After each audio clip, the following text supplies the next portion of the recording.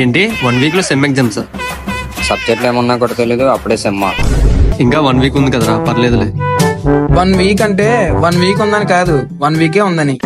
సర్లే పదండి.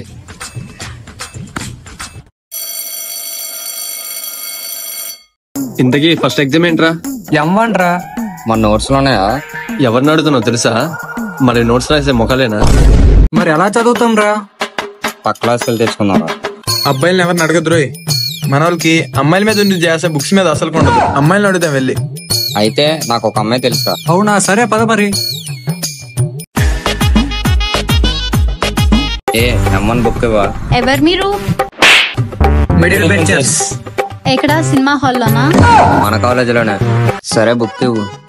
ఏయ్, ఈ సెమ్ అంతా ఈ బుక్కే వాడాలి. ఎలా తీసుకెళ్లారో అలానే తీసుకురండి. Okay thanks. ఆ అమ్మాయి తెలుసా అన్నావరా?